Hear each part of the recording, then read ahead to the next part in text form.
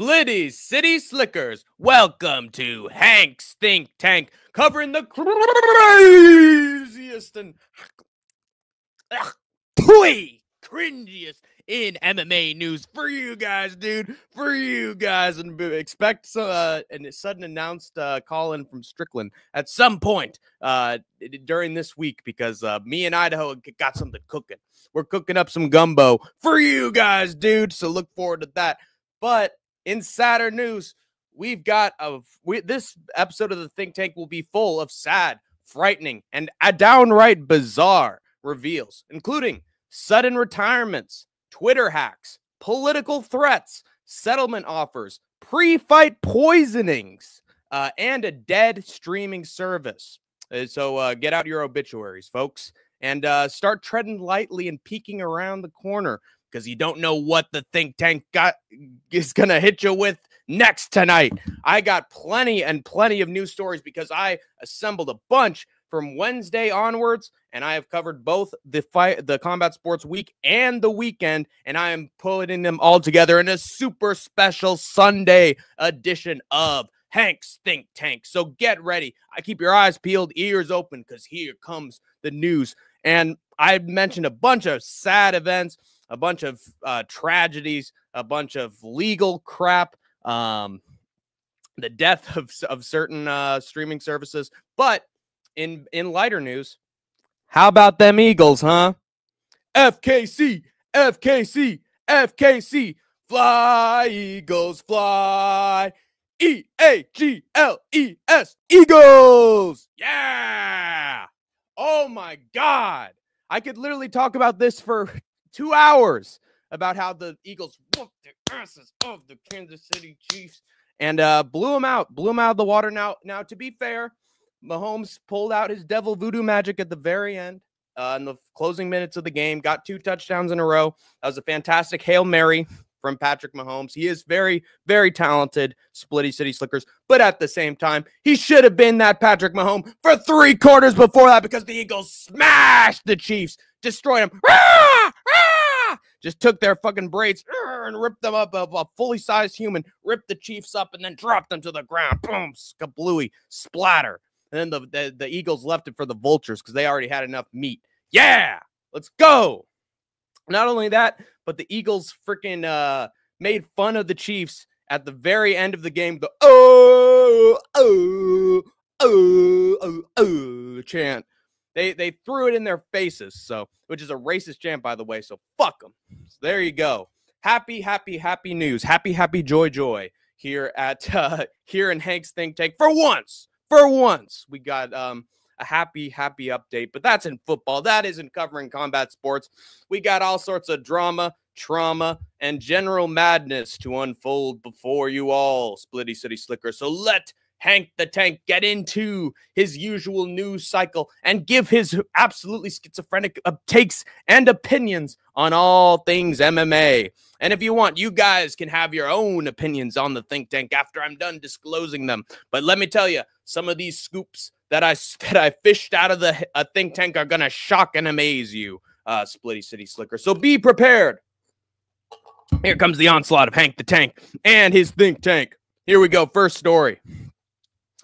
Professional EPO user, wife beater, closeted man, overall degenerate, and duck, until yesterday, that is, Jon Jones revealed on both Twitter and Instagram that he has a big announcement for the MMA world in 24 hours. This was, I believe, on Wednesday or Thursday, including hashtags such as, and still, get ready, and the champ is here.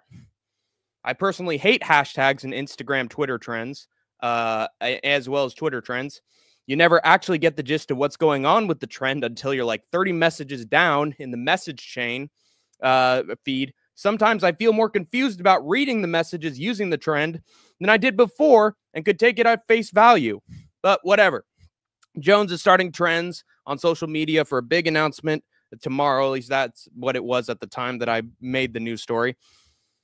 With the use of language like, and still, and the champ is here, something told me in my naivete that it was Jon Jones's next title defense. And since Alex Pereira was busy fighting Ankalaev, That meant that there could only be one challenger he could have been talking about. And that, of course, was Tommy Aspinall, Tommy Aspinall. At least that's what I thought in my innocent, foolish, know-nothing mind. And then it was at this point that I started begging. Please, please, please let this be that fight announcement. If it's anything else, then fans should riot and force Dana to rip up Jones' contract. And now that we are in the present, I say we do that. I say we have a fan riot and we force Dana White to fire Jon Jones on the spot because he's a disgrace of a champion and he completely held up the UFC heavyweight division, is still doing so, and destroying the emergence of a new star. He has to defend his title at some fucking point or vacate. So force Jones to vacate, get out of the sport, start and give the mantle to a new star and actually make some money as a promotion. Of course, they're not going to, but if this is that fight announcement, fair play to Jones. He can actually call himself a man now, is what I said at the time. And doesn't seem like he's much of a man still. And then I said, still a poor excuse for a man historically and judged by overall actions, but a man nonetheless. And he's not a man, a gay man. Aspinall, meanwhile, if the news is true, should be jumping for joy right now. Damn, that feels just sad to read out in hindsight. But please don't tweak the knee again, Tommy boy. You won't have to think about fighting for a while now. Apparently, Dana and Hunter were able to get that FU $30 million money from Old Turkey Jerky. I guess they didn't. And if the money is from him, bless him for saving the UFC heavyweight division. And with other news that I'm going to mention in the think tank, fuck you, Turkey Al-Sheikh. I'm done singing your praises because I know what you're up to. And if you're doing what I think you're going to do, you're a disgrace to the sport, boxing and MMA. So, nah, I'm off the side of Turkey Jerky. And if the money is from him, bless him for saving the UFC heavyweight division. He will never do that. Either that or they had the money saved up from all that laundering and power slap. Still collecting. Anyway, let's see what the announcement is tomorrow. And if it's what we think it is, and especially if Tom puts Jones out cold, I can finally rest in peace. Well, now I know I can finally rest in peace because the Eagles whooped the asses of the Kansas City Chiefs. It stopped them from getting a three-peat. So, you know what? I can actually still rest in peace. Screw Jon Jones. I don't care what happens to him. But, yeah, Jon Jones, he was not fighting Tom Aspinall. That was not his big announcement. Instead, the big announcement was Jones partnering with Power to the Patients and doing a PSA advocating for better healthcare price transparency for workers, employers, and unions. Now, that is a good cause. That is for sure a good cause. But why, oh, why would you put and still the champ is here for a fake out support for an actual good cause? Just do the good cause. Don't try to hype up everybody and make yourself look great just so that you could use it to sponsor a PSA and get everybody pissed that you're sponsoring a PSA instead. If anything, you're going to put people off of Power to the Patients. It's fucking crazy. It's an actually decent act from the monster that is Jon Jones, but it doesn't change the fact that he's a complete duck and chronically online internet troll to the MMA community. And if anything, this reinforces it. If you wanted to get the message out about this good cause, great. But don't use the hashtags and still and the champ is here to make people upset with the people at Power to the Patients, you dumb piece of shit. So there you have it. Jon Jones uses a big announcement in order to make MMA fans mad at advocacy groups for patients of hospitals. If anything, you're going to see some members of Power to the Patients leave because they are pissed at Jon Jones for using them as like, how to even like put it, like an intermediary for like his own shit with Tom Aspinall, like trying to fake people out and troll them. and they're using Power to the Patients as a source of his trolling. They're the victim of this. If anything, now Power to the Patients has a worse reputation than it did before. Philly won the Super Bowl. It sure freaking did, Kobe Wiggle. Fly, Eagles, fly. E-G-A-G-L-E-S, Eagles. Let's go. No three-peat for the Chiefs. Oh, wait, let's cut them off one at a time. Bam! Now you're down to 0 once again, Pally. You ain't making it back to the Super Bowl this time, Chiefs. The Broncos. Broncos are going all the way. The Bills are going all the way. The Ravens are going all the way, Kobe Wiggle. And we're going to make sure that those Chiefs stay out of the AFC West for the rest of their franchise's existence. That is the mission now. Now that we've kept them from the Super Bowl once, we're going to make sure they never, ever, ever get there again. So let's get it, dude. Fly, Eagles, fly. The whole freaking country was rooting for the Eagles against the Chiefs. We're tired of these MFers. We used to love the Chicago Bulls. Chicago Bulls are a great franchise. Everybody loved freaking Michael Jordan. Oh, he was an icon. He was a legend. Is Patrick Mahomes a legend? No, he's just a spokesperson for hair products and fucking home and car insurance. That dude's a fucking shill. And he's like Steph Curry, but worse. At least Steph Curry has a cool golf game. At least Steph Curry starts his own shows. At least Steph Curry seems like a solid guy. And that dude was endorsing Tomlin. And Patrick was like, I'm leaving myself out of it. I don't want to do anything. Dude, when there was a freaking tragedy in Kansas City, he was like, oh, yeah. Oh, go, prayers out, man. Amen. Oh, with the praying emoji. And they did nothing else. Everybody, all the other players on the Chiefs team are pouring their hearts out, giving donations. Hey, support this cause, support that cause. I'm going to be here on this date. Oh, man, my heart goes out. And he's like, oh, yeah, prayers. And then we never heard anything again. That dude's brother is a fucking criminal. And he's been accused of all sorts of fucking crimes. He's like Patrick Mahomes is like the brother of John Jones, you know, and he's keeping that shit under wraps. So not a fan of Patrick Mahomes or the Chiefs. Obviously as a Raiders fan. So I am happy, joy that the Eagles snapped their Super Bowl win streak. And now I can enjoy myself for the next 6 months. And all the Chiefs fans can cry and think about how it all went wrong. And, oh, it just wasn't our night, you know, and keep coping like freaking Cowboys fans for the rest of the year. And that's A-okay with me. Chief ball is over, ladies and gentlemen. Football is back. So that's the best news of the night. Let's make that very clear. That is the best news. And the stuff that I got for you is it's pennies in comparison, but they are important pennies. And they are pennies that are going to have an impact on combat sports. So look out for that. But that's just the thing, man. We cannot have David always has to beat Goliath, man. We can't just have a freaking emperor reign of terror over the sport. That can't last, man. So I'm glad they got squashed like a bug. Got an Australian in the Philly team, so that was cool. Yeah. Kendrick Lamar was the halftime show, and he delivered, man. He was good. I really loved what he was doing with the different dancers, his stripes and colors of the American flag. His stuff with SZA was great, too. I loved his inclusion of Samuel L. Jackson. That was really fun. I'm glad they brought back the Uncle Sam archetype character because that character has been around since Kendrick Lamar's career started. So it's good that he made an appearance. Also clever because it's Samuel L. Jackson, right? Yeah, there's the pun there. But man, like this is literally like the best day I could have possibly had, or the most watchable Super Bowl I ever could have indulged in. Kendrick Lamar from my state does the halftime show, does a great job. And I start off the first quarter with the Philadelphia Eagles just dominating the Kansas City Chiefs without 1 point from the Chiefs. And then the Eagles just hold on to their lead and win the whole thing. Literally like the dream outcome, aside from maybe the Lions winning instead of the Eagles, the dream outcome I could have asked for. So, hey, I'm happy as a clam, man. I don't care if I die tomorrow, man. Die tomorrow and I burn in hell. Because let me tell you, the Chiefs used voodoo, devil, Satan magic in order to make it to the Super Bowl. And so they're the ones that are going to be rotten after this one is over. So let's go. Football's back. Hey, Hank. Hello, Mew. Good to see you.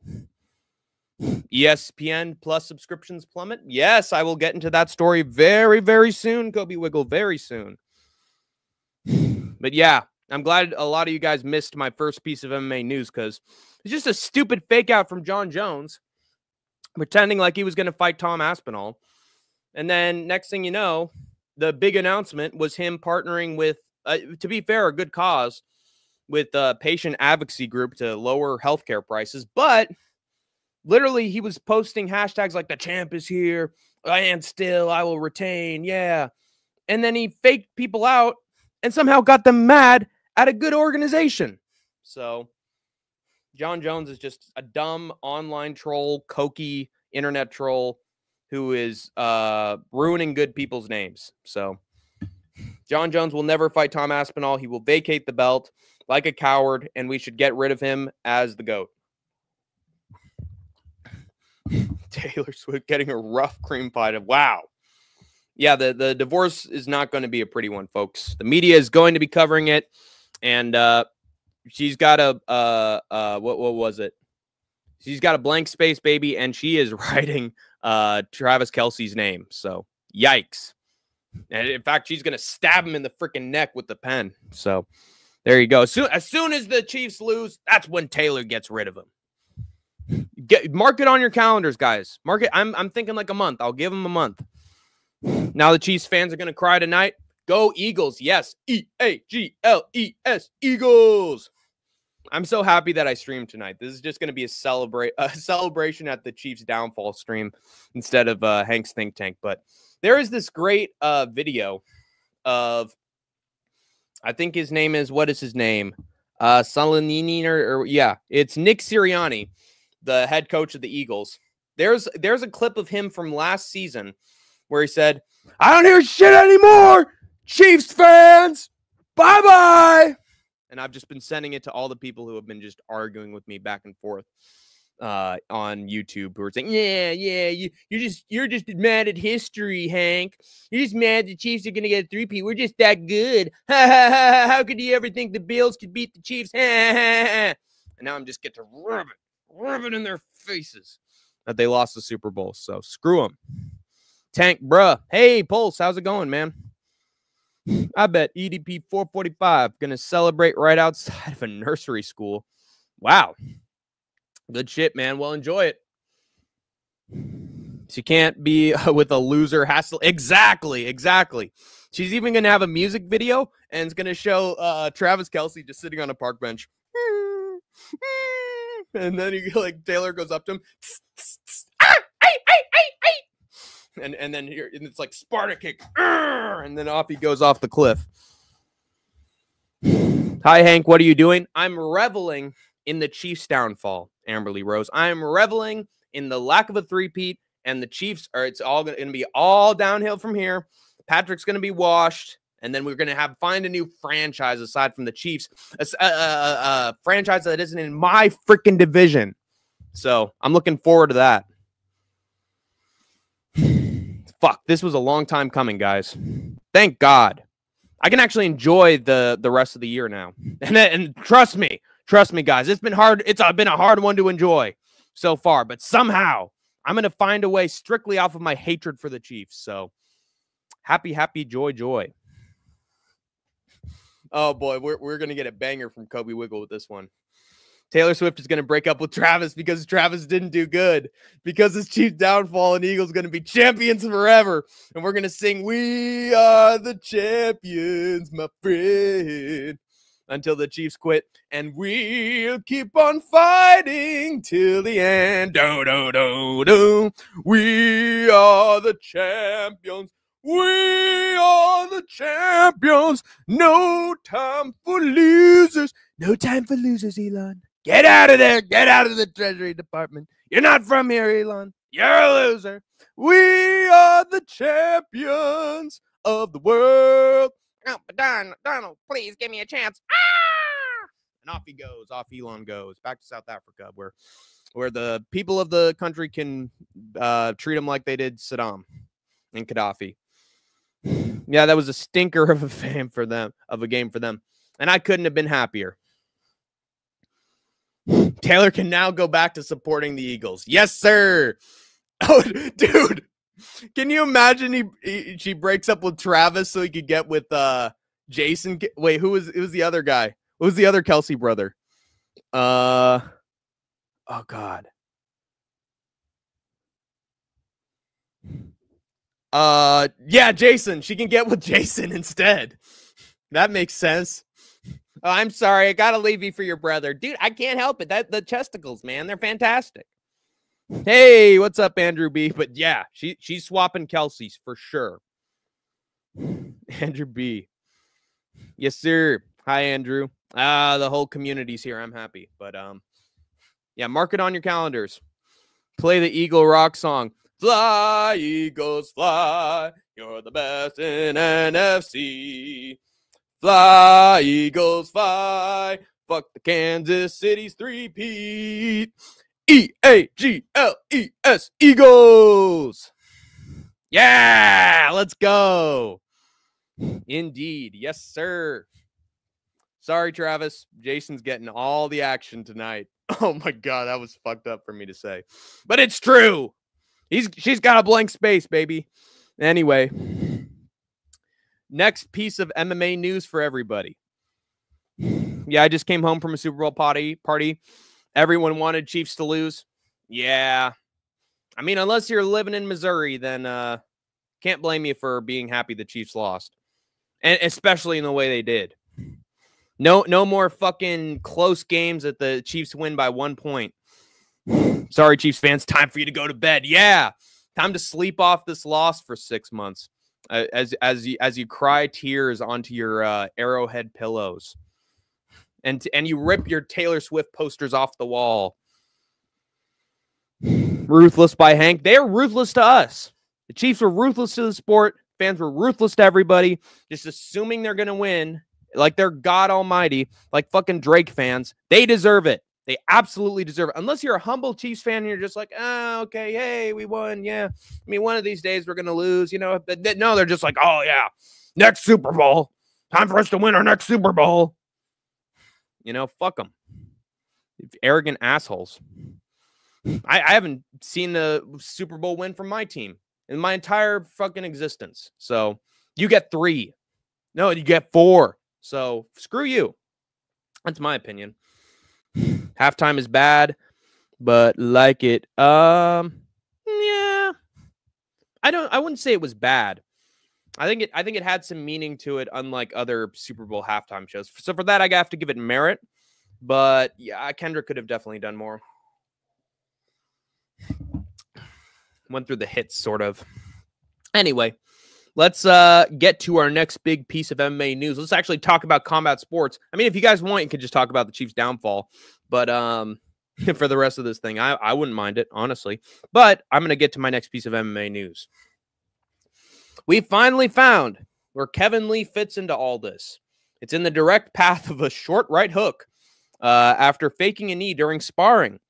The Motown phenom didn't look very phenomenal, while apparently hard sparring 9-3 Azerbaijani fighter and current welterweight champion in Uriah Faber's A1 combat, Merali Husseinov, getting his offense countered with a shot that nearly put him out, face planting on the canvas and having to be stood back up by Robbie Lawler, of all people, who I hope for all that is holy does not come back to combat sports to fight Mike Perry bare knuckle. That would be the worst thing ever. Mike Perry would just beat the shit out of him. It would be horrible. Anyway, Kevin Lee is not very happy at this footage of him getting nearly knocked out cold by a rookie. He's not happy. Posting on X, quote, "I don't know who posted that video or why, but I'm heading right now to find out. I can only blame myself for showing mercy and pulling my knee back, but it's training. So I thought, let me not blast him. I see I shouldn't have been playing around with a guy like that. Since MFers want to start showing sparring, I'm going to start showing sparrings from now on. Hopefully not ones where you get knocked out, Kevin Lee. Hopefully not those. But yeah, I guess turnabout's fair play. So, but don't do it to guys who deserve it. Who don't deserve it. That would be mean, Kevin Lee. But yeah, I mean, this embarrassing footage getting leaked happens all the time. Anyway, if anything, this man's going to show footage of him knocking out fighters he despises just to be petty.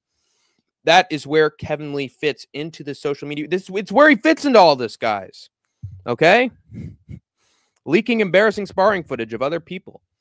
Also, if this is a sign of what Kevin's going to look like in the GFL cage, my chances of him winning the GFL's lightweight tournament have gone down drastically. They drastic go down. Sydney Outlaw would knock him out immediately if they weren't on the same team. Kevin Lee, such a puzzle piece, man. Where does he fit? Where does Kevin Lee fit into all this? That is the question, guys. His face fits on the mat, just getting pressed against it after being knocked down with a check right hook. But maybe he fits into the lightweight tournament final of the GFL. Maybe, just maybe. I love Not Like Us. Yeah, I did too. Man, what was the other ones? His work with SZA was If This World Were Mine. Luther Vandross. Yes, Luther. I like that one. Humble is always fantastic when it's performed by him. Let me think. I also like Peekaboo. That was a pretty good part. Fake Trump is at the Super Bowl. Dana's lover. Yeah, their lover's all right for sure. Him, Turkey, and Trump are all in one big three-way, and it's just a big hodgepodge. And there's some video footage and photos, and that's what John Jones has. That's what John Jones has on Dana White is footage of them making a Dana. Oh God, let me think about this. It's a turkey and rump sandwich with Dana White bread in the on the edges. That was sparring. That is BS. Yeah, it was hard sparring, man. Not cool to show training. Yeah. It's not cool to expose what happened during training, too. Just ask Cody Garbrandt. He got his comeuppance for that. Have a gravy on you. For Pete? God, no. No! That'd be horrific, man. I don't know if I could go on. I would like Hank to sing 80 songs at the halftime show. Imagine. Yeah. Oh, speaking of imagine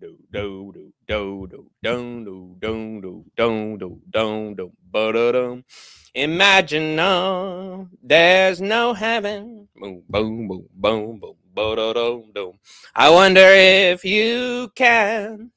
No hell below us, above us on the sky. Imagine all the people living for today. They may say I'm a dreamer, but I'm not the only one. I hope someday you'll join us and the world can live as one. Anyway, because I'm bad at singing songs. I don't understand what Jones is saying. I don't think Jones understands what Jones is saying half the time. He's too busy. The drugs are too bad. He's too high. Yes, sir. I'm glad you like that. Lovely singing. Thank you, Kobe Wiggle. I appreciate it. Paul was there in the crowd.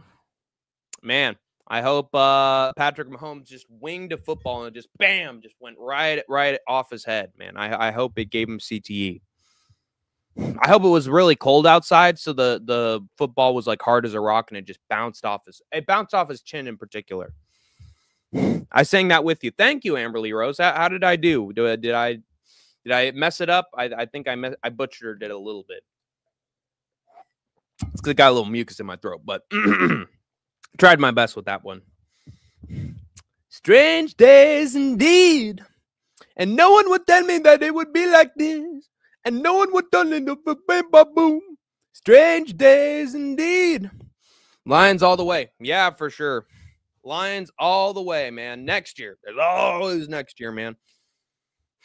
Although it's sad, the Lions, they were an unhealthy team going into the playoffs. Even though they were number one, their team was their defense was just shriveled.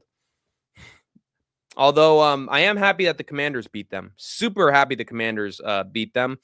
Just because that was such a great debut season for Jaden Daniels. So watch out for him, dude. Commies all the way, baby. Commies all the way. But yeah, Lions, and also Buffalo all the way this time. Yeah! You sound good. Thank you, Amberly Rose. Coming from you, that is a wonderful compliment. I love when people aren't afraid to sing. Yeah, I mean, we all love music. We all love songs. And if you got a little bit of practice singing, then go ahead, dude. Try it. I'm a former theater kid, and I've been in musicals, so I just don't care. I just love to sing. I love to sing. about the Juna and the Boona and the Springer. I like to sing about the sky or blue or tea or two. Yes, I like to sing. I agree with Amberly. He likes to sing about the Juna and the Moona and the Springer. He likes to sing about sky or blue or tea or two. All right, anyway, next big news story. But what do you guys think about Kevin Lee? What do you think about Kevin Lee getting knocked down in sparring and getting shown? Well, Amberly already said that her opinion, so we did hear that already. So actually, you know what? Let's get into Hank the Tank's next bit of MMA news. How about it, guys? Let's not tiptoe around the subject. And his parents got a divorce. No. Whose parents got a divorce? Patrick Mahomes? That'd be terrible. I'd feel so bad about that. Oh, are you talking about Dana White? Why is he still fighting? Oh, his parents got a divorce. Jesus Christ. Poor Kevin Lee. Why is he still fighting? I mean, he's fighting for the GFL, so he's going to get some, hopefully, get some retirement money, get some health insurance, retirement benefits. But just coming from watching the draft, I see them having sort of a half-life, the GFL. I don't see them being able to book a whole season, or at least not go past one season. So, and Kevin Lee is he's going to get chinned based on the footage. So he's honestly not going to make that much from the GFL, in my opinion, because I don't think it'll be alive long enough for him to even make anything. He probably needs money. Most of the fighters competing in it do. And that's why we should support the GFL, because its profits are and its revenue is going to the fighters. But it's so trash. It's so trash. I'm sorry, dude. Just based on the draft. Oh, God. What were the lyrics of that? Oh, God. Hey, watch your back. Oh, you'll be next. Oh, with that stupid fucking AI crap and the dumb trailer. Oh, look, fighters, they're really there, guys. They're walking forward in gladiator outfits. Oh, and look who's talking about it. Robin Black. Wow, he's got so much insight about these things. These fighters are superstars. These fighters are going to go all the way. They're better than the UFC. They got power. All these young guns, who cares, man? I want to see Tyron Woodley versus Abu Bakar. I'm ready for that fight. And I want Frank Mir versus Alexei Olenek. Everybody wants that, right? The car prop at the start was cool. It was, yes. Kendrick Lamar's GNX at the start was very cool. Oh, God. Oh, man. What were... Are you come next? Oh.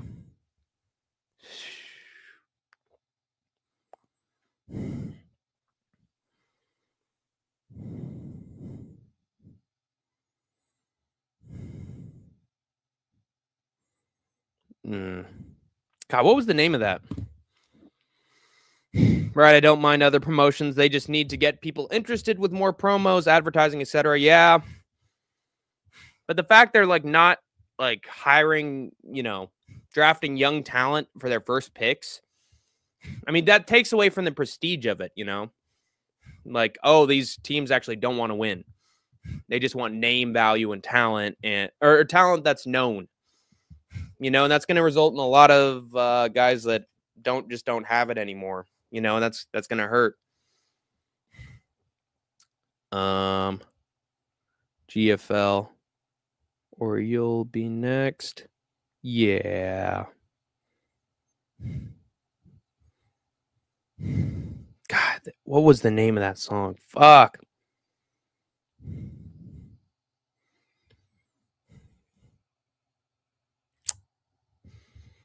I was behind. I forgot to be on live. Oh, okay.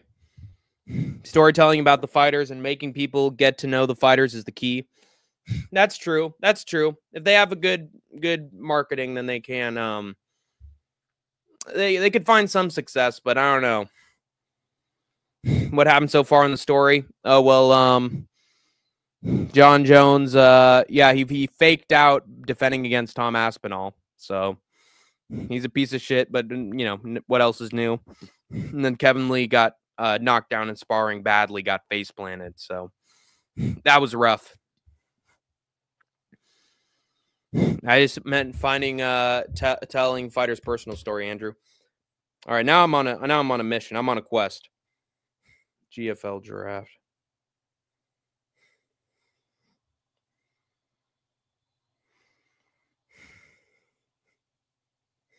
Yeah. Unbelievable. Oh, people forget, man. John Jones, the greatest of all time.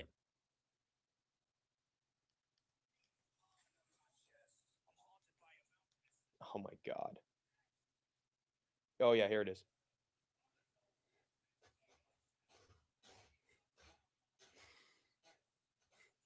Protect your neck. Oh, because you'll come next. Yeah. Oh, God, dude, I can't get that song out of my freaking head. That was such bad promotion from the GFL. If they keep using that AI shit, they're in trouble. People forget, man. Kobe Wiggle, the #1 Wiggles fan. He's been at every live concert, even the ones from the 1990s. People forget, man. That Kobe Wiggle's a legend. He's a marauder. Trump, man. People forget, man. Donald Trump hoodwinked his way into making his way on my podcast. Pulled on my arm a little bit, man. Dude, his armbar is nasty. And he found a way on my podcast, and Kamala didn't somehow. People forget, man. Dana White and all his little cronies in the podcast. They convinced me to have him on, man. So did John Jones recently say he's not fighting Tom Aspinall?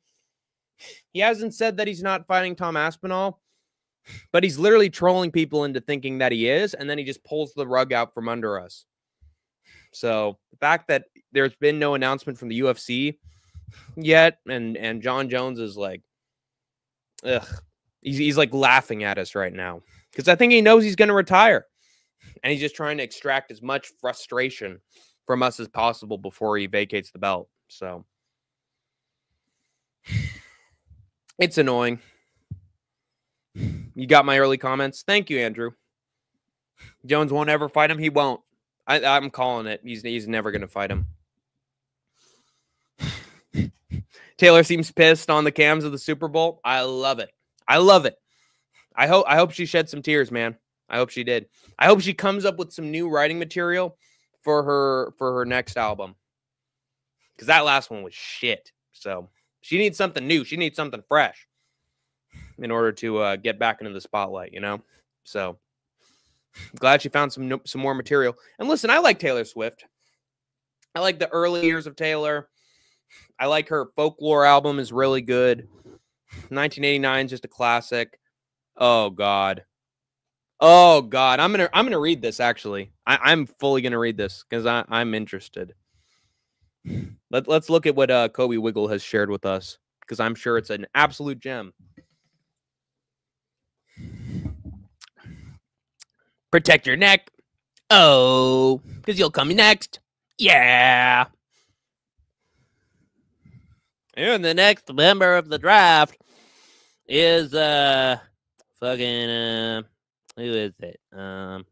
It's Marlon Moraes. How about it? Marlon Moraes. What a guy.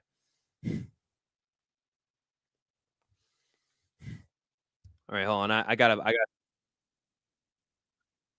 scared of myself. Taylor Swift was booed at the Super Bowl and Donald Trump was cheered. What is going on? Aren't we over this particular kind of misogyny? Are you kidding me? We must be living it upside down right now. Because why is Taylor Swift being booed at the Super Bowl while Donald Trump gets cheers? Now, to be fair, they should have booed Donald Trump because he's trying to fucking get rid of everybody's Social Security money. But at the same time, it makes complete sense why they would boo Taylor Swift. Because she gets behind the fucking winners, behind the Chiefs, who win 24/7. She's like a symbol, and she's marrying the football player, Of course they're going to be pissed. It's like she's like marrying up. So they're just like, oh, yeah, power couple. Who cares, man? That game was so awful, that first half. I loved every second of it. every single second of it as a Raiders fan. When I was behind. Yep. What up? Hey, Ty Betts, good to see you. Let's fucking go. Yeah, F them Chiefs. FKC. FKC. Hi, Ty Bet. Hello, Ty. Sup, Square Rose. Square? Most NFL fans are Republicans. That's true. That is facts. Facts from you right there. Swift is shown on the Jumbotron sitting next to Ice Spice. Oh, dude, I can understand them booing Ice Spice for sure, dude. Her last album was garbage. Immediate chorus of boos. Yeah, because again, she's like the queen of football, you know? She's like the Elon Musk of the NFL. Finds her way in. And now she's got to have the spotlight. The camera has to be on her. It was our umbrage with the pop star being shown on big screen during games. Support her boyfriend. Some men took her presence as a personal affront. Yeah, it's just annoying. She just, she gets with this player that just wins a bunch of games, and now the camera is supposed to be focused on her.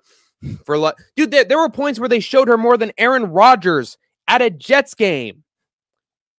I mean, it's more like a booing of the NFL for focusing on her, but maybe focus on her once during the game, you know? I'm sure that Taylor Swift is fine with being given more privacy, but the NFL has to show her, you know?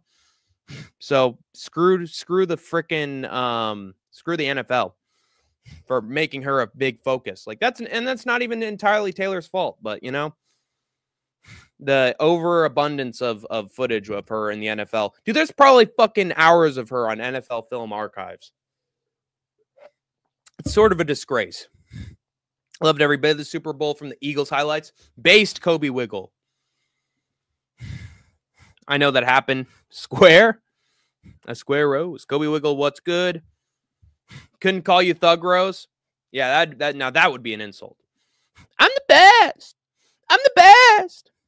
And his parents. Andrew B's going crazy, man. Anyway, let's get to my next big piece of MMA news. And this is a big one. Disney's fourth quarter report from 2024 has revealed the ESPN subscription service has lost 700,000 subscribers from the previous quarter and was losing subscribers in the 2 quarters before that as well. Bob Iger, Disney's piss-poor union-busting scab CEO, tried to calm down ESPN Plus investors by saying that sales were low because of all the bundles Disney had been pursuing. But we know the real reason, guys. Those prices for pay-per-views and other additionally transaction-based content is ridiculous.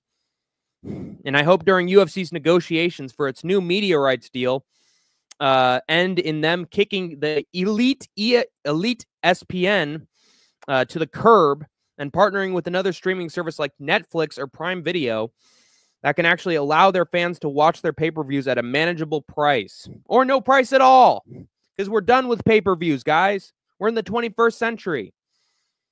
Not hundreds or thousands of dollars like the ones bought by these tech millionaire Silicon Valley degenerate fat cats. ESPN can go to hell in a handbasket for betraying the working class viewers watching UFC content. Illegal streaming forever.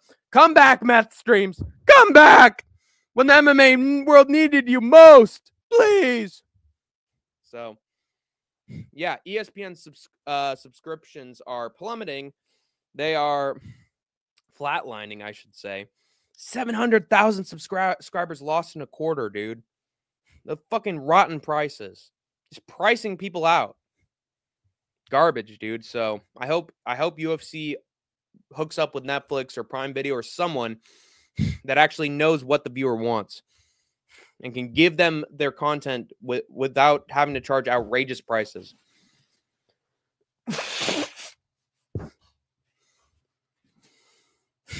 Oh.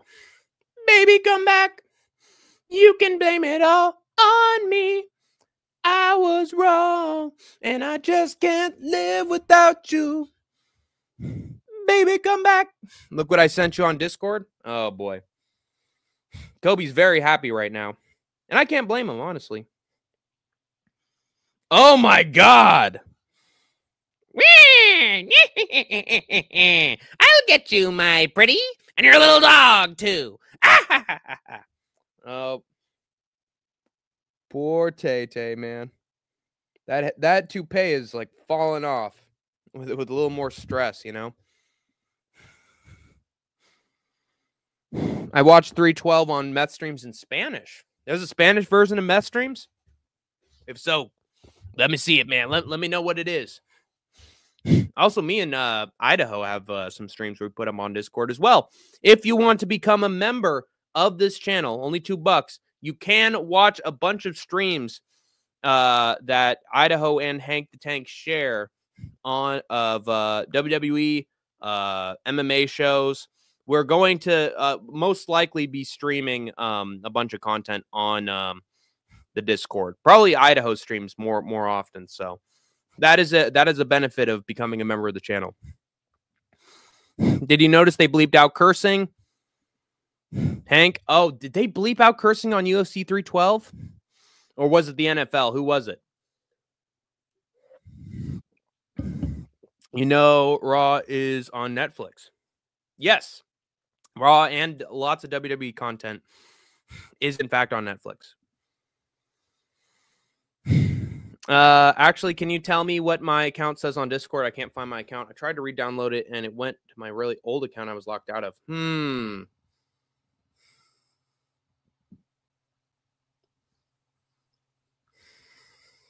Let me see. Let me search Amberly.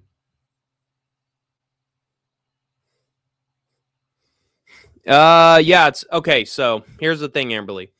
It's lowercase AMBERLYROSE3, and that's it. The number 3. So there you go. That is your account. UFC 312. Strickland was right about Australia's restrictions. Still, he sucked. He absolutely sucked against Strickus. Yo, every time you do that Wicked Witch impression, it reminds me of my Nike SB Wizard of Oz dunks.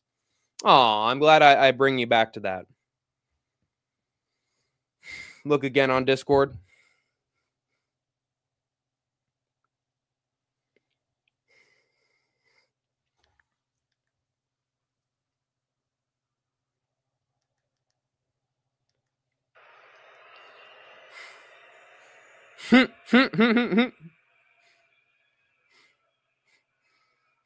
She's amazed she got booed. Oh, but there's a Tay-Tay. There's a Taylor Swift fan. There's a Swiftie. Oh, brother. Damn, I don't have Discord. Yeah. It's a shame, Andrew. Hank early leans for the upcoming card. I'm confident in Zalal and Delgado. 1 second, Larry.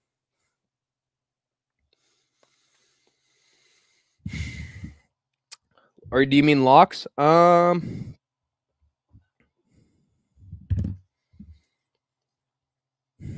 there is Delgado. Man, there aren't too many. Well, let me see. There's a Cavalcante. That said that she's a solid favorite.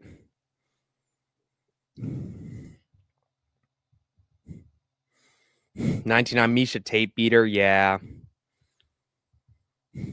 Cavalcante's solid. Yeah, Cavalcante's a good lock as well, I'd say. Walker versus Mays. Oh, I can't believe that many people would pick Walter against Mays. He's not that great. Elijah Smith's there, but he sucks. Gordon versus Fernandez. Man, there are some close fights on there. And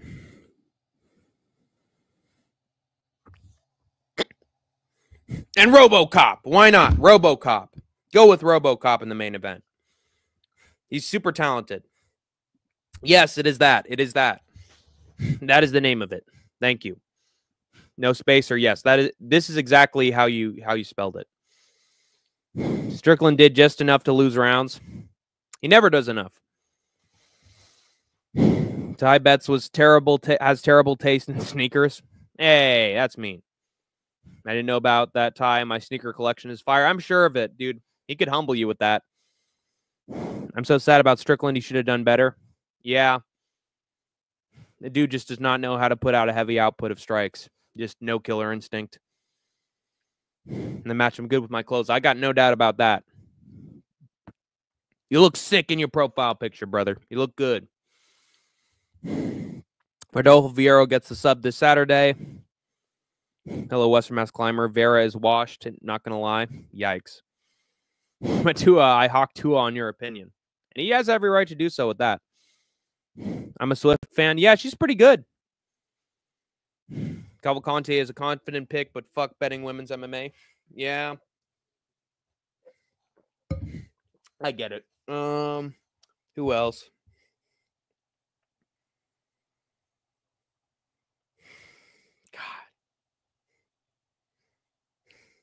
Yeah, I think Shabazian can beat Butka. I think Butka has zero talent. I don't think Butka's very good. Should be out from the UFC already. Yo, sup, Amberly? If Edmund trains any takedown defense and he's not facing GM3, he's going to do it. Zalal subs Cater is a high percentage. True. Next year she will not be back. That'd be funny. Zalal Delgado RoboCop it is. Okay, man. I'm just saying that's a I don't know if it's completely confident, but there's a lot of close fights on there, so if you're going to bet on anybody, bet on RoboCop. Dude is highly underrated. I feel bad for also he has takedowns which help. I feel bad for Sean too. I was yelling at my screen.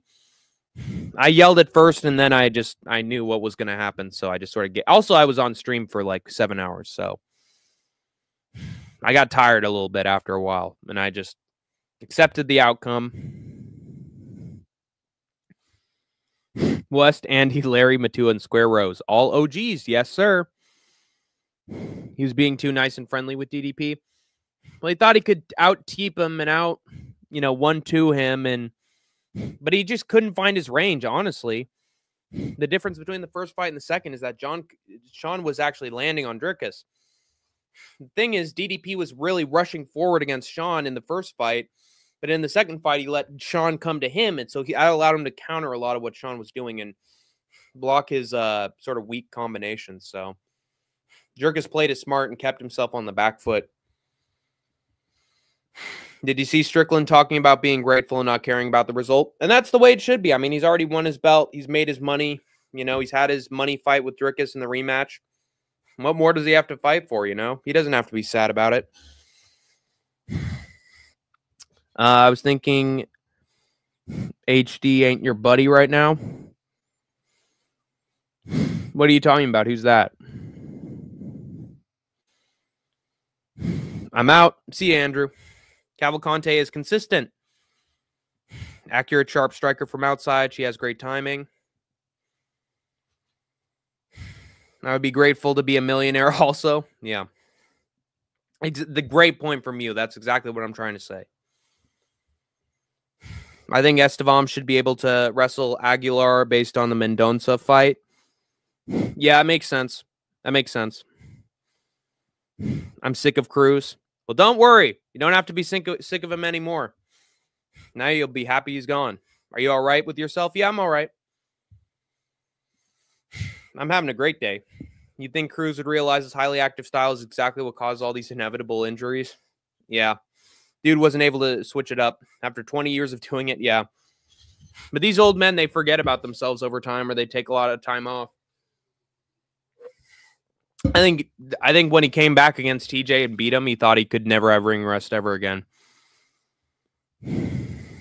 I was busy today playing bocce and then get ready for the party. Nice. Well, I hope it was a good time. Bocce ball's awesome. I volunteered at a bocce ball tournament once. Elijah Smith facing a veteran Vince Morales is a tough match, fight of the night for sure. Good point, Hank. Thank you. I would have so many brain cells if I went to the Eris store. I don't know about that. You'd gain a few, maybe. Some experience. Dominick Cruz is the best. Not anymore. Now it's fucking Marab. Now he's the bantamweight GOAT. But Dominick is one of the best at trash talk. I will tell you that. And he's one of the best bantamweights. Is UFC Seattle even worth going to still, in your opinion? Where is that taking place? Let's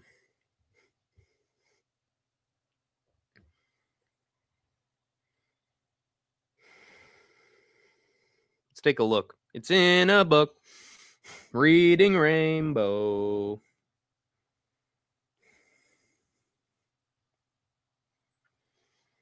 Cejudo versus Song. Allen versus Fluffy. That's a good fight. Barbosa versus Steve. Gene Silva's going to be there. Blades is going to fight. Oh, absolutely. Are you kidding me? Dude, Nick Klein versus Mansour Abdul Malik. Billy Ray Goff's going to be. That's a hell of a fucking card. Of course, you should go to see that Seattle card. Unless it's way too expensive. Cowboy Fernandez is going to beat Gordon. Yeah, that's why I don't have him as a lock. I live right by Seattle, and I was going to get tickets. It's a really solid event. It's solid. Anyways, SummerSlam 2013 is the sauce. Yeah, it's stacked from top to bottom. It's a fantastic card. 2 matches in particular, and you know what those ones are. Cruz is good, but he's washed. Base take from Andrew. Yep, I agree. What's the best Brock versus Little Man match? Honestly, him versus Bryan is fantastic. Him versus Bryan is a fucking masterpiece. The way Brock's eyes roll into the back of his head and his face turns red when Bryan gets in the yes lock, perfect.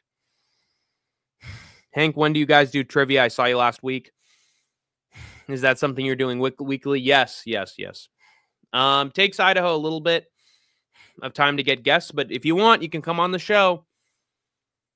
Anyone who wants to be on Fight Nerd or MMA Nerd can reach out to Idaho, and he'll have you on as a guest.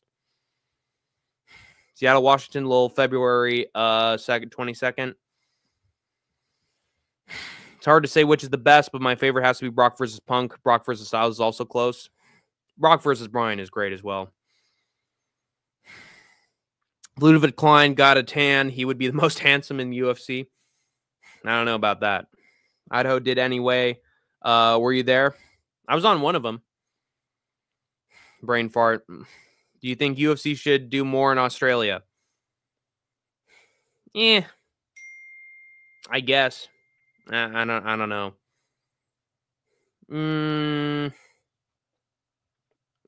I mean, you could have a fight night there, I guess. UFC Seattle looks great. I think they've done enough, though. UFC Seattle looks great. Exactly. Tickets were cheaper, but I've gone up. Only spendy seats left. Was going to go for my B-Day. You should go. It's going to be a great card, I think. I'm officially out for the night. All right, catch you later, Andrew. Bet, Andrew. I know about that. I don't see how WrestleMania 41 tops 40 looking at the potential card right now. Yeah, it's not. It's really not. No hype for some of the matches. Nothing for people to get excited about. Bye, Andrew. I think it was a lot of debates in UFC Sydney because Australia taxed the fuck out of fighters. Mostly only newbies are down. So that's why the card was so weak. That explains it. So are the Bonfim brothers winning, Hank?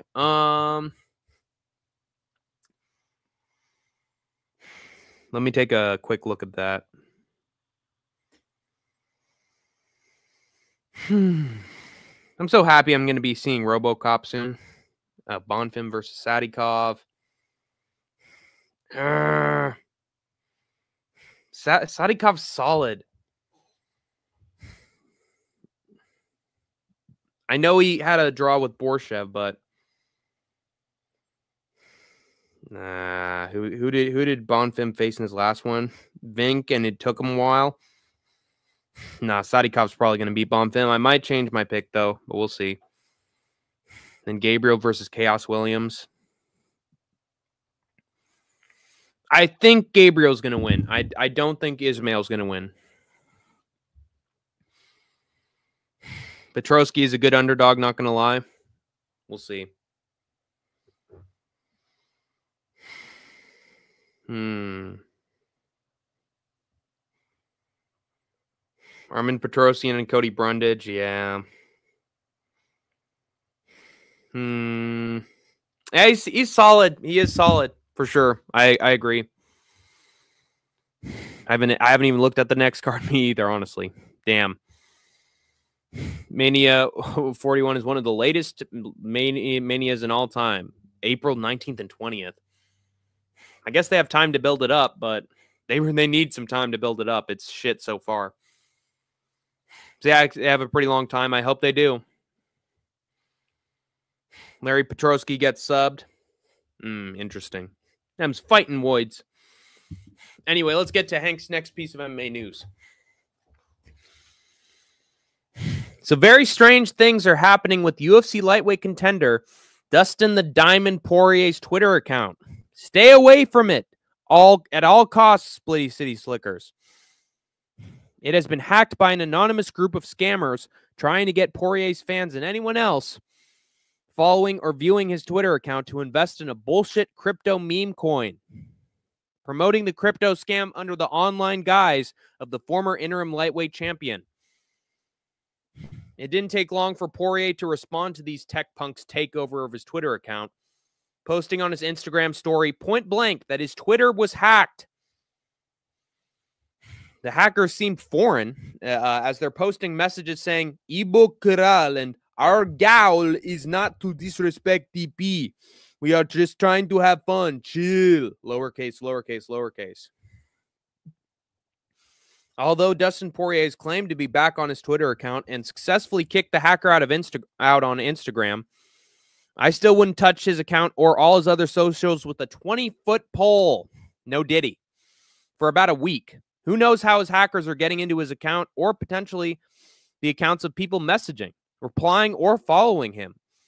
I can't tell you what to do, but all I'm saying is stay alert and take caution when a fighter starts not typing like they used to. Ali Abdelaziz and anyone he manages. Also, we've seen other fighters in the UFC get hacked before. And with Elon and his 20-year-old bump-sniffing tech bros having access to our bank accounts and social security money, be aware of potential cybersecurity methods for pretty much all your online and offline information. Everybody.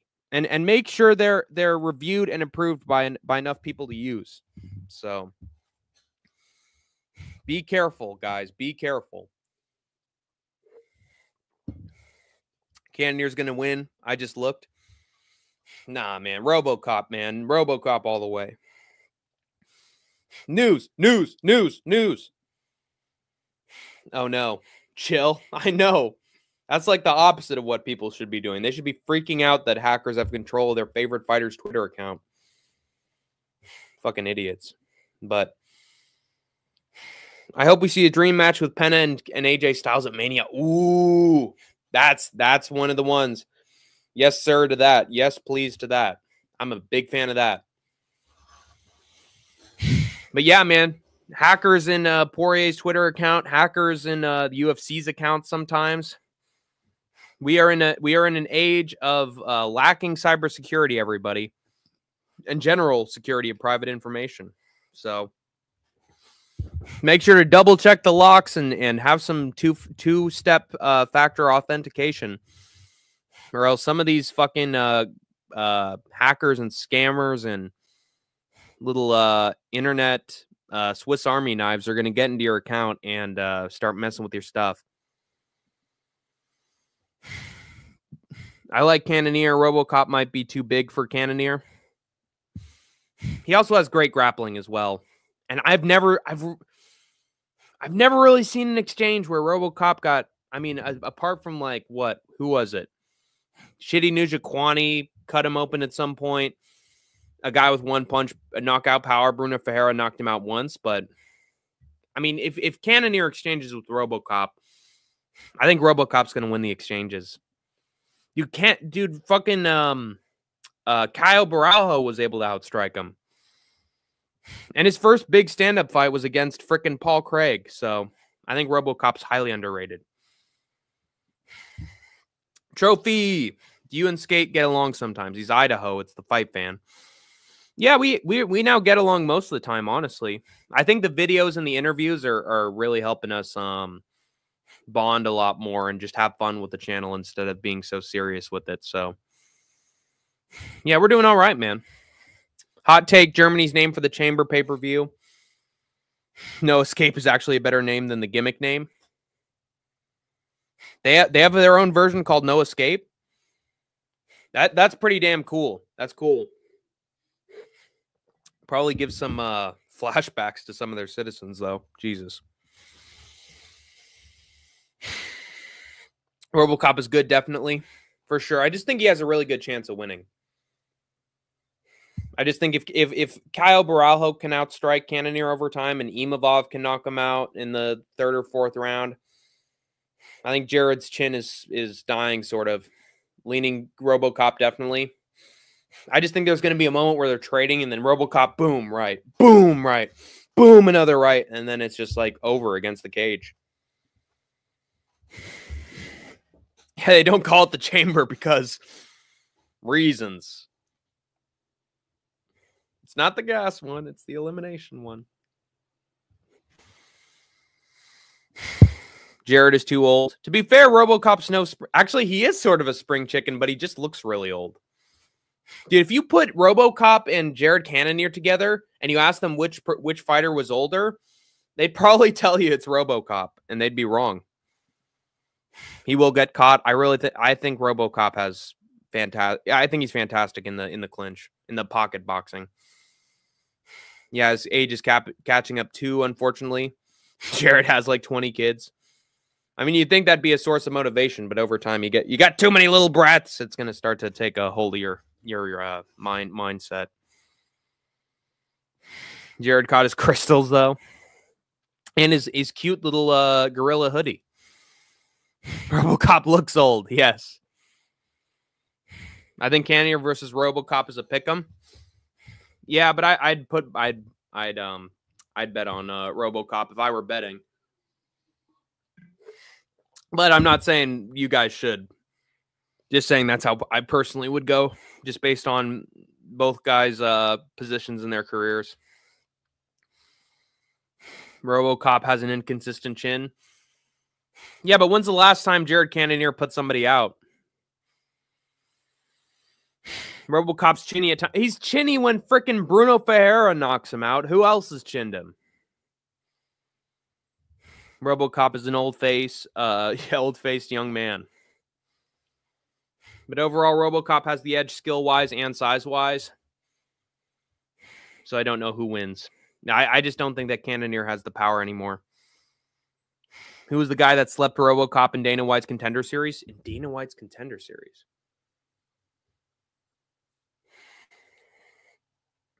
By the way, I'm super happy that RoboCop finally has a freaking main event. Fucking took him long enough. Oh, Jordan Williams.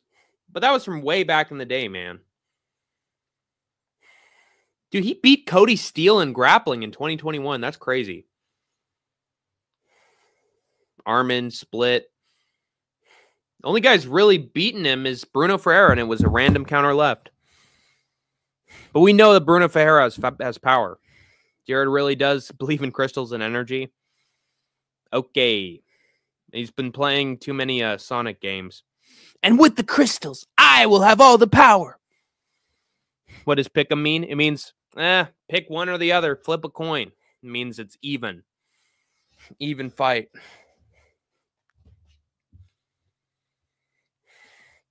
Means you could pick 'em means neck and neck. When it's even money, Matua, when odds are equal or very close to equal. Yep. Getting KO'd by Jordan Matthews is a bad look. Yeah, but that's from 2020, man. And the only other one was Bruno Ferreira, who has dynamite in his fists. Again, when's the last time we saw Jared Cannonier find a finish? And Embedded years ago, he was showing off his crystals and praying. He's going to need to pray for this one. Anyway, let's get into Hank the Tank's next big piece of MMA news, shall we? The injustice keeps getting worse regarding the unjustified cutting of Jairzinho Rozenstruik from the UFC. Not only was Jairzinho on a 2-fight win streak before losing to Sergey Pavlovich by decision, while Tai Tuivasa gets to stay in the promotion, coming off what, like 4 or 5 fight losing streak? He gets to stay in the promotion, but Jairzinho Rozenstruik, oh, he loses to Pavlovich by decision. Oh, you're cut. Sorry. Not only did he injure his left foot 70 seconds into the fight, landing a switch kick on Sergey's elbow, but he also suffered from inhaling paint fumes from the walls of his hotel room. According to several fighters who were present on the UFC's Riyadh card, Adesanya versus Imavov, the rooms they were staying in had some paint on them with pervasive fumes. And not only did the UFC fighters on the card huff them up, but the power slap fighters before them did as well, as they were complaining about the paint on the hotel walls. It was so bad that the hotel's managers had to cut holes in the ceiling to give the athletes some fresh air. It's always something with those events in the Middle East. Always something, Jane. Can never go off without a hitch, especially with tight spaces. Qatar. So yeah, Rozenstruik was literally in the paint during his fight with Sergey Pavlovich and broke his foot within the first 2 minutes. Somehow wasn't knocked out, and he was still fired for it. He said as much in his farewell tweet from the UFC, but was still thankful to the company for all that they've done for him. Yeah. I personally wouldn't if I was on the receiving end of one of the worst firings in UFC history, in my opinion. Still, he was grateful for an unforgettable adventure, but said he would continue to fight, take on new challenges, and settle some unfinished business in the cage. That term, unfinished business, makes me think that he might want to rematch Ngannou in the PFL, and he probably has a solid chance of making some progress in that promotion. But I'd suggest going to Karate Combat, competing in some Japanese kickboxing or MMA, or fighting in LFA. You could stack up some easy wins there. What I'd suggest for the UFC is fire Tai Tuivasa and then issue an apology and grovel on their hands and knees for him to come back when he wins a few championships.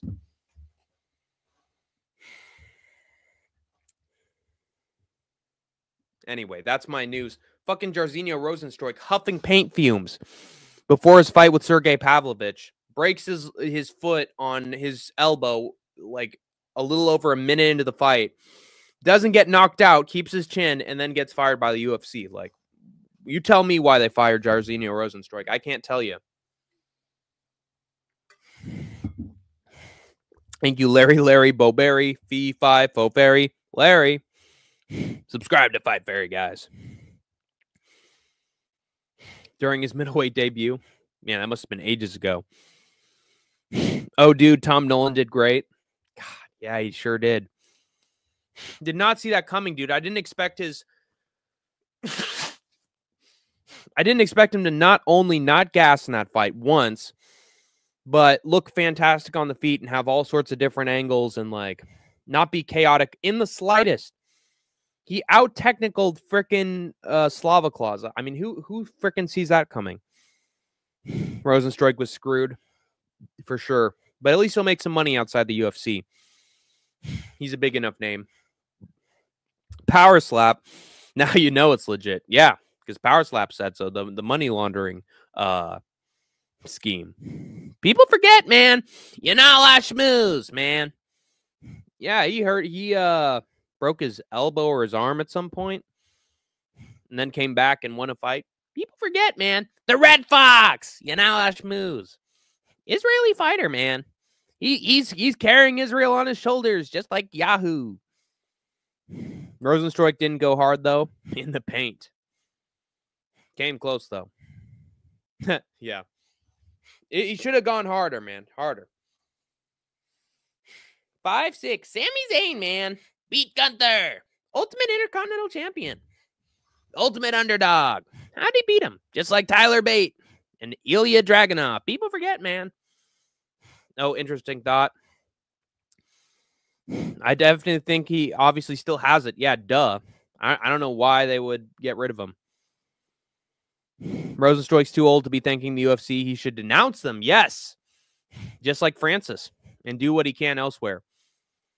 Rose not making it back to UFC. Yeah, don't be grateful to the company that basically betrayed you. I picked against Nolan. I did too. It was shocking. Fight Fairy's cute. Yeah, she's an interesting fella. She's an interesting individual. Anyone who's like had a chat with Rigo, I got to be a little bit suspicious of. But she seems like overall a chill individual. I mean, it's nice to have a woman as a WWE, an MMA YouTuber. Could use some more of those. Someone to give their own perspective on women's MMA, and at the same time, like give their like perspective on the sport. I think it would be I think it'd be fresh. I think I'm surprised there aren't more female MMA YouTubers out there. Fuck Nina Drama though. Rigo's a jealous little punk. Yeah, he's also a PDF file. Just ask Kendrick. Or musical. Always pocket watching me. He's watching through his pocket all right. Hey, Rigo, is that a rabbit in your pocket, or are you just happy to see me? Fucking creep, dude. Hey, you creep, though. Man down. Call an ambulance. Tell him breathe, bro. Nail me to the cross. He walk around like Tizo. What's up, these jabroni-ass bitches trying to see Argentina? Fuck them all in there, mama. I mean, how much they really got? I mean, it's too many options. I'm passing over his body. He's John Stockton. Slap his ass and hide the Bible if God watching. Anyway. A minor. He not like us. He not like us. He not like us. Once upon a time, we was always in chains. Hey, Rigo. I heard you like them young. That Kendrick Super Bowl halftime show was lame, though, to be honest. Yeah, he could have done more with the set, I think. A little too minimalist, in my opinion. It also felt like it was short, you know? It could have lasted a little bit longer. Or had some more original songs. A little disappointing. Anyway. Let's get into Hank the Tank's next big piece of MMA news, shall we? Sadly, Dominick Cruz has been forced into retirement from MMA following a second shoulder dislocation in 8 months before his fight against Rob Font. Believing that his body just isn't working with him enough to get him through training camps for fights anymore. And Dominick is bummed out about it. He posted on Twitter, quote, I'm going to try to read this in a Dominick Cruz voice.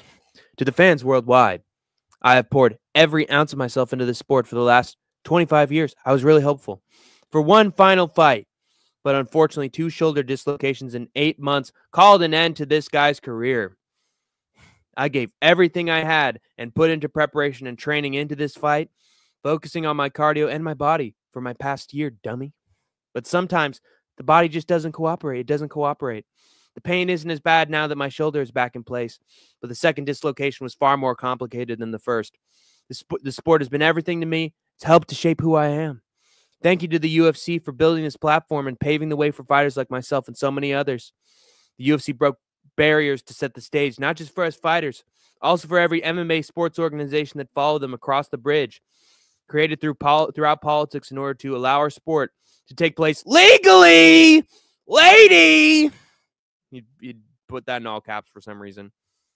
In the United States and now the world.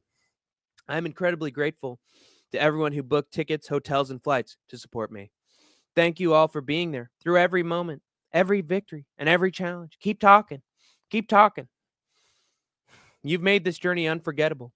Thank you for the love and support. I will carry it with me always. Also, I will never fight Jose Aldo. Fuck you. I don't know why I added that part at the end. With love, Dominick. I'm never gonna fight Aldo. I'm never gonna fight a little Henry Cejudo. Could never win an Olympic medal, could you, Henry?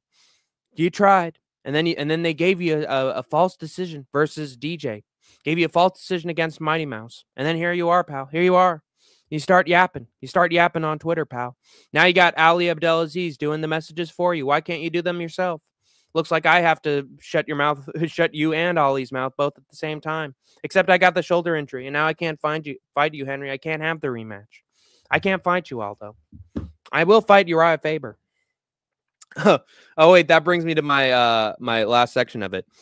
With his message, Cruz posted pictures of himself grimacing while trying to readjust his right shoulder, including an image of himself in a hospital bed with a sling for his right arm and flipping off his camera with the left hand. Classic Dominick. Even when he's at his lowest, he can't help but be classic Dominick. The trash talker that DDP aspires to be. I can't give Cruz an alternative promotion to go to since he's retired, but I guarantee he still finds a way, even with the dislocated shoulder, to beat Uriah Faber in GFL and find a Dominick Cruz knockout of Marlon Moraes. So there you go. Lackluster, says Matua. Could have used some more. Yeah, you could have used some more pyrotechnics, some more props, some more songs from other albums he's done, you know.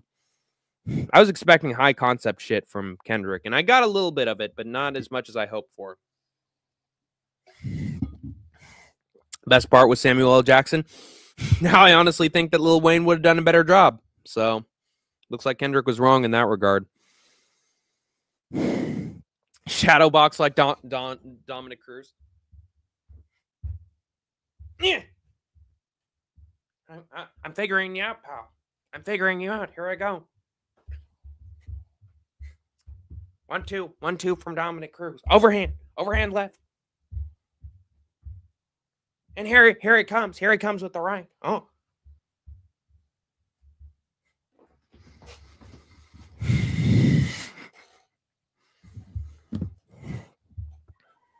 Oh my God. Fucking hell. Old Dominick, what are we going to do without you? Old Dirty Dom. Dominick the Dominator. Performing at Super Bowl is such a big space. You need all the pageantry and wild shit. Agreed. Katy Perry brought out big machines. Rihanna was utilized the volume of the field. Beyonce was going across the field in her halftime show. That was going to be a firefight, though, Dominick versus Font.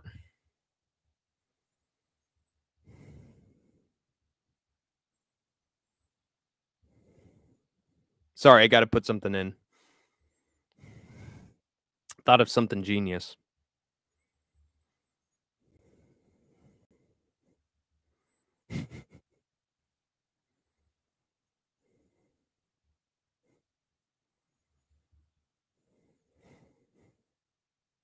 Oh, fucking goddamn it.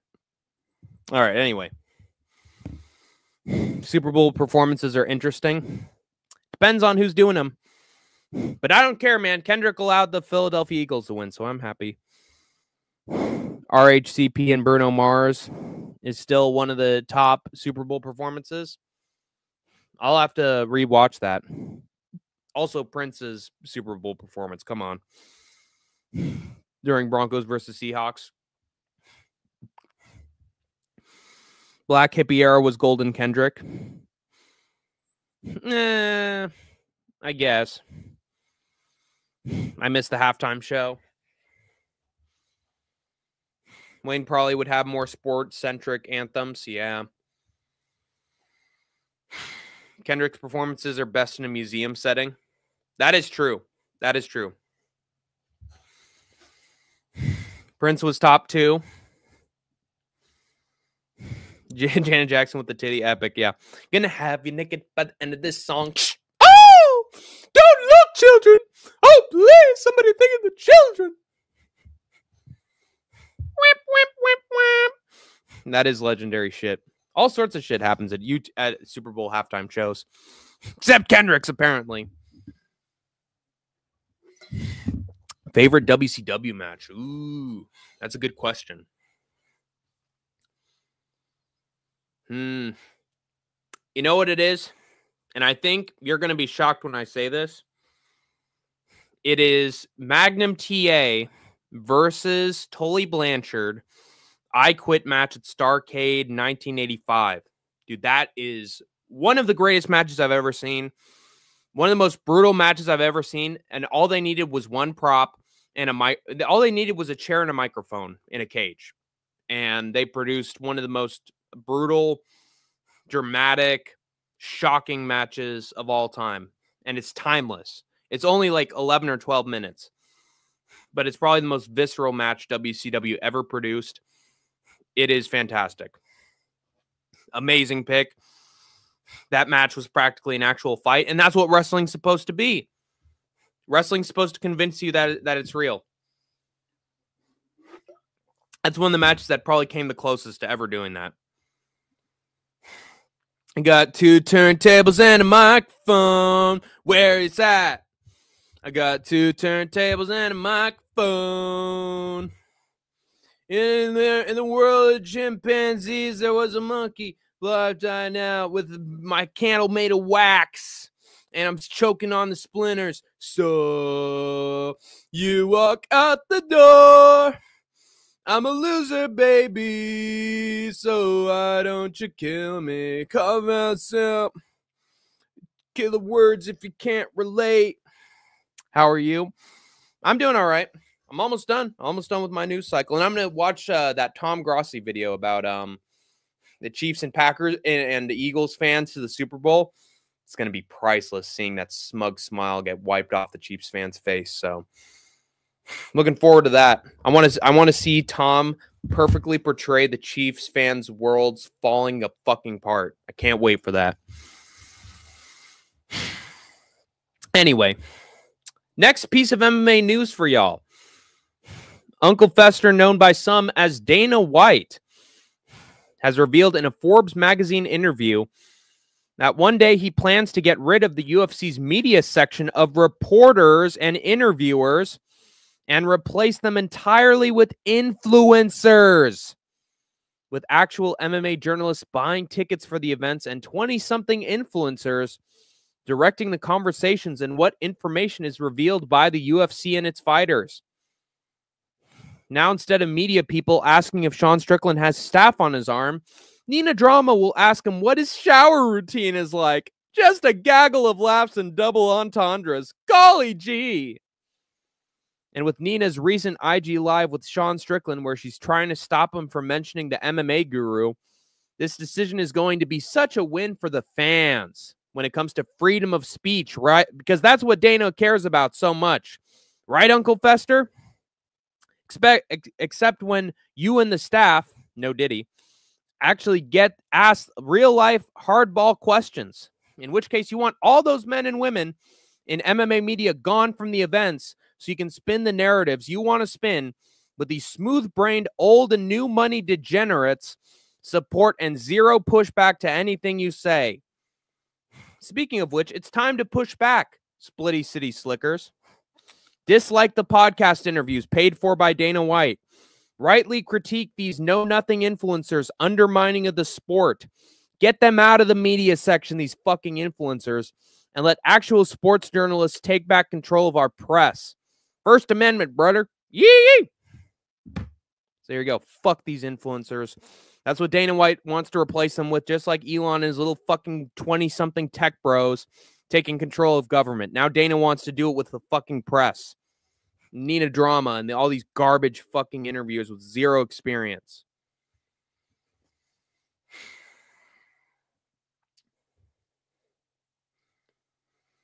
Thoughts on Lucha Libre? Lucha Libre is fun. Lucha Underground is a fantastic promotion. I loved all the matches between Rey Mysterio and Juventud Guerrera. Art Barr was an amazing talent when he was alive. The Guerreros are great. Ed AAA has always been honestly a solid promotion, so Mexican Lucha Libre is real fun. Think Connor will fight Jeremy Stevens in BKFC? No chance! No chance in hell! You got no chance! No chance in hell! Or Nacho Libre specifically. You crazy man? Oh, yeah.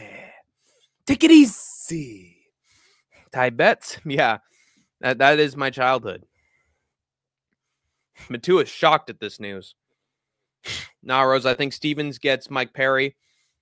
That's true. Or Julian. Let me bang, bro. Lane next. Those are both good matchups. Influencers replacing journalists. I don't want either. Wow. Influencers is a terrible idea. Yeah. I want to keep journalists in the sport. Speak that truth, brother. Thank you. Thank you, Ty Betts. Thoughts on Prime Heel McIntyre versus 2014 Daniel Bryan? I think that'd be a 5-star match. That'd be a 5-star match. Bryan's flying knee against McIntyre's Claymore. Dude, that would be a fucking banger. When will Mike Perry fight?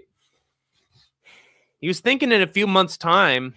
I'm thinking probably around May or June, so look out for that. Yes, I like real journalism / journalists, Hank. Yeah, we need them. They're the only ones who are going to help us see through fucking institutions' lies. Without journalism and real life journalists, I think that'd be a stain on democracy. If we get rid of the journalistic aspects of anything, whether it's sports or it's business, economy, politics, war, we need journalists to cover the action in real time, or else we're going to get blinded and we're going to let idiots tell us what's right and what's wrong, and draw little fucking arrows on their maps of where a hurricane's fucking going. That's where we're going to be. And by the way, that they're getting kicked out of the fucking federal government right now. So it's a time to support your local news, guys. Keep journalists around. Keep them employed. They're fucking fighting for us right now. I like independent journalism. Me too. That's what I listen to a lot of the time. And they're the only ones who can't be completely silenced. But you got to support journalists across the board. You got to support the journalists, not the companies, not the papers themselves, not the LA Times, not the Washington Post. You have to support the journalists and their own independent efforts. So, thoughts on that meteor hitting Earth in 2032?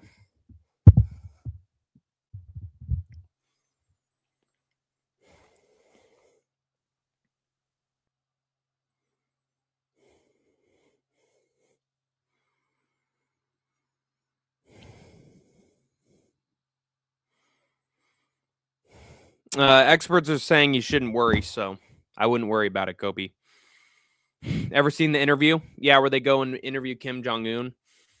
Yeah, that's a crazy ass movie. The scene where Eminem comes out as gay is a classic. But that's a bonkers ass movie. It's the end of the oh god, what's it called? There was a specific term for those comedies from back in the day. Slacker comedy. That was the end of the slacker comedy movie era. Oh yeah, we got to dodge that shot. Elon needs to invent a laser. Yeah, maybe it'll have bulletproof glass on the laser as well, and just break into a million pieces. He'd rather send a fucking car out into space than to try to actually get us to Mars. He's a fucking screw up. He's Steve Jobs, but somehow worse. Daily reminder that ITP barely paid me anything when I wrote almost all his videos for 2 months. Wow. I didn't know that. That's some fucking MMA news right there. Shame on you, ITP MMA. If that dude wrote the scripts for all your videos, you fucking pay him half. Because he's my buddy. He's my friend. You pay him what he's due when he's writing all your fucking shit. Do you like doing Hank the Tank live for 2 hours on YouTube? Yeah. Yeah, I enjoy it when I get there. I mean, try to shoot for an hour and 30 minutes most of the time, though. That movie was truly the end of an era, especially since North hacked Sony after that movie. Yeah, that's probably the end of the screwball comedies. Honestly, the only thing that I consistently didn't like about Lucha Underground consistently was Matt Stryker. Yeah, the commentary. I don't know, man. Matt Stryker's okay. I don't think he's that bad. I think he has a passion for the sport. If you don't like the nasally nature of it or like his like vocal inflection, I get it, but he did his research most of the time when he was doing commentary. I don't think he was too annoying. He was so late. Oh, yikes. Oh, he was so lazy that I literally did his picks for the prediction videos. Ugh. Damn, that's an expose right there. Jesus Christ, what the fuck, ITP MMA? Literally did his picks. Sad stuff. Damn, I might not trust a fucking ITP MMA video ever again. Holy shit. I didn't expect that kind of news to break on the fucking channel, but here we are. Wow. And I had a little bit of respect for him, but now that respect's just thrown out the window. The second story window. Wow. Damn, I've never... When's the last time I had a complete 180 about on a person? I feel bad for whoever his writer is now. Sad, dude. I'm writing all my own shit. I don't need someone else doing it for me. Anyway, let's, not surprising. Yeah. Especially because he sounds so convincing in all his videos and so passionate, guys. And what do we think about Power Slap? Is it a money laundering scheme? Dude, Dana White's not going to be getting at these illegal streaming services. You know, he sounds so happy and optimistic, but dude's actually a little manipulator behind the scenes and a cheapskate as well, it seems. What do you know? Anyway, let's get into Hank the Tank's last piece of MMA news before I sign off and revel in the Chiefs' defeat. I got to have a few hours to just enjoy this thrilling victory and the agonizing, disgusting defeat of the Chiefs. Love it, and I will celebrate this for the rest of the day, or for the rest of the night, I should say. But let me get into my last bit of MMA news. But yeah, I'm leaking some important stories here, folks, and There Will Be Mud has as well, apparently. All right, last piece of news. Judge Boulware has given final approval to the UFC's $375 million settlement offer in the Lay versus Zuffa antitrust lawsuit. And now those hundreds of millions of dollars will be paid out to the fighters who competed for the promotion from 2010 to 2017. With the fighters competing from 2017 onwards still fighting for a settlement and potentially major changes to the UFC's contractual obligations, business practices, and benefits for them in the Johnson versus Zuffa antitrust lawsuit. Eddie Alvarez commented on the finalized offer on Twitter, saying that the offer should be more like $1 billion than $375 million, but says that he was happy for all the fighters from that period in the UFC who were given their proper payouts, including himself, since he fought for Dana and company and co from 2014 to 2018. It's good to see these UFC fighters receive their well-deserved pay from me as well. But I am sort of glad the Johnson versus Zuffa lawsuit is still happening as well. Maybe those fighters won't puss out and settle since they're younger and have less to lose since they are likely still active in MMA.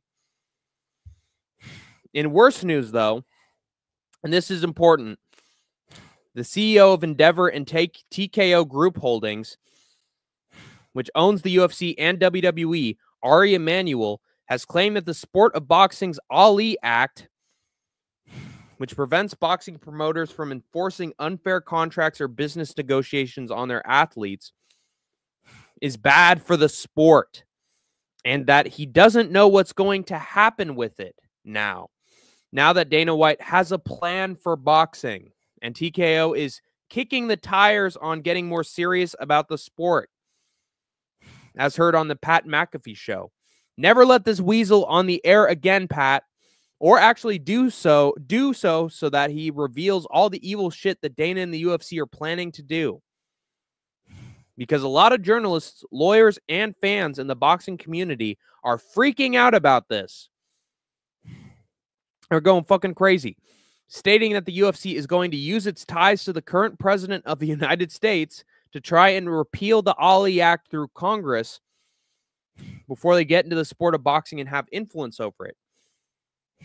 According to combat sports lawyer Eric McGracken, this will allow boxers to be far more easily exploited by promoters, owners, and organizations than ever before, and even potentially have their payouts in fights reduced from 80% to 20%, almost the equivalent to what MMA fighters are paid. I may not like all the politicking of boxing and the cancellations of big matchups, but boxers receive way more long-term damage than MMA fighters do and have the right to be paid what they're owed for their talent. And since Turki Al-Sheikh has gotten a hold of boxing, fighters have been paid well and been booked in super fights. So there's no need for the UFC to rip up the Ali Act through Congress, except for their own greed and financially inequitable system of paying their fighters to apply to boxing. Paying their fighters, financially inequitable system of paying their fighters, applying their inequitable system of payment for their fighters to boxing. In which I'll respond, fuck off and go watch some more of your power slap, Uncle Fester. Boxing don't need your shitty booking, so kick rocks. The scary thing about this is Turkey's connection with Dana. I'm sorry. Which could result in deregulation of boxing being enforced if the Ali Act is indeed repealed. So boxers and managers need to stand up and coordinate a response to this potential repeal before it's even brought up and see to it that it's killed before it can even get off the ground. Dana White's a robber baron just like everyone else in Trump's ear, so his presence in government affairs needs to be snuffed out just like Elon's at every possible turn. Otherwise, he's just going to make combat sports worse like he usually does. Old, fake abs, bald fuck. Yeah, I heard that. What does this mean? It means that they're trying to pay boxers 20% now and make sure that whatever security they had in their contracts is gone and that they're treated just like the UFC and make fucking a fraction of what the event makes. Boxers won't get paid as much. Yeah, it'll be a shocking drop in amount of money paid. And that could result in better fights, but we're seeing good fights already, and the boxers are still getting paid. So the UFC's, again, just using the repeal of the Ali Act to make sure that they're just fucking cheap and don't pay the fighters jack shit. They want to be fucking robber barons and make it a kill or be killed system in MMA. And leave these poor fighters destroying themselves so they can make a bunch of money and exploit them. I heard. Yep. Thoughts on undashing Cody Rhodes? I will say that I think that Bullet Club Cody is probably a better heel. Indies Cody is better.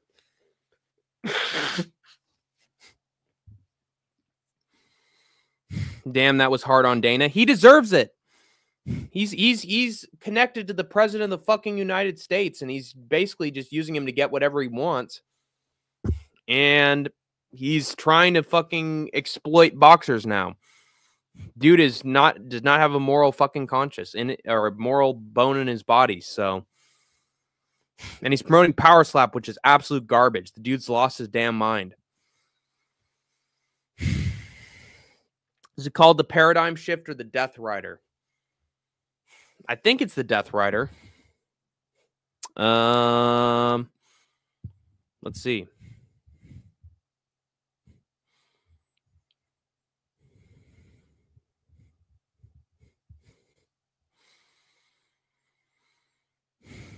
It says Paradigm Shift / Death Rider.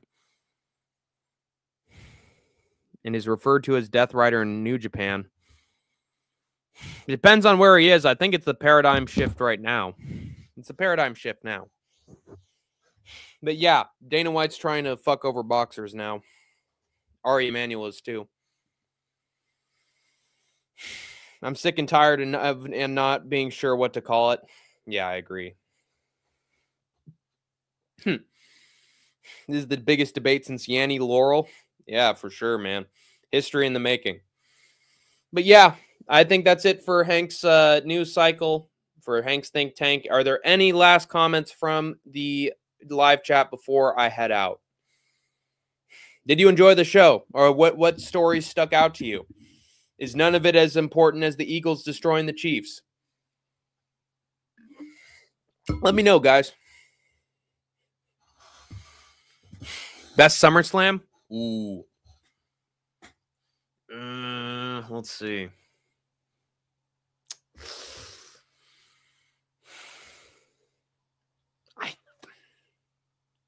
I think it's 2002.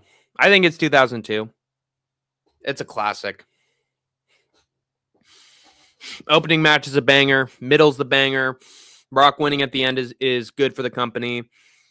I think SummerSlam 2002 is solid all the way through. It's close. I know the 2013 is really good, but I don't know, man. I think it's 2002.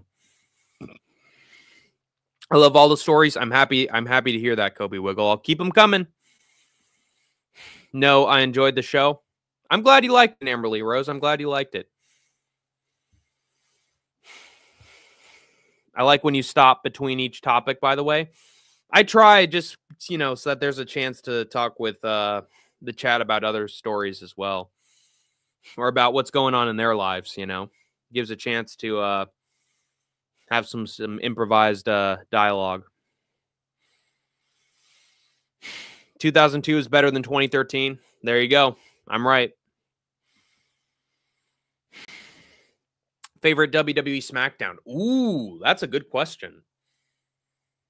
That's a really good question, actually. Man, there have been so many SmackDowns out there. I love anyone's involving the Bloodline. Any SmackDowns from 2016 to 2017 were fantastic. Oh, God, that's a tough one. There's so many with Sammy that are really good. There's one where Sammy just like cusses out Logan Paul, and that was just a fucking great episode. Yeah, I'd say a bunch of Bloodline SmackDowns. That's what I'd say. 2013 was great and all, but 2002 was too stacked. Yeah. Too many good matches. Too many memorable moments. Have a good night, everybody. Good night, Amberly Rose. Thank you for tuning in to Hank's Think Tank. I'm glad you enjoyed it. And have a great rest of your week. And if you ever want to, you can always hop in. Me and Idaho are always making content. I was watching Roadblock 2016 earlier and saw the whole Dean Ambrose screw job situation. There was a screw job on that card. Oh, yeah. You could hear the pop from the crowd. They should have made. Oh, yeah. That's right, against Brock. Yeah, they should have. That would have been a way better WrestleMania match than Roman versus Brock. Or Roman versus Triple H. Yeah, fuck Hunter. Who cares? That was a horrible main event between Triple H and Roman Reigns. Should have been Dean versus Roman. They had two chances to give it to Dean, and they failed. Yeah, during Ambrose versus Triple H, his leg was under the rope during the pin, but the ref counted. Oh, my God. All for a shitty main event. What was Vince thinking? He never thinks. He's an idiot. But anyway, I think that's going to wrap it up. Oh, God. What the hell? Yo, the sign is real simple, B. It says wrap it up.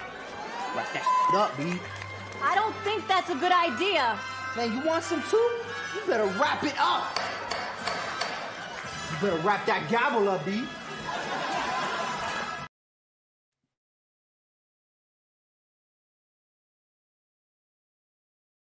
The Chiefs dynasty has been wrapped up by the Eagles in a little box and sent to Guantanamo Bay. And that wraps it up for Hank's Think Tank. So until we meet again, Splitty City Slickers, you have escaped the concrete jungle.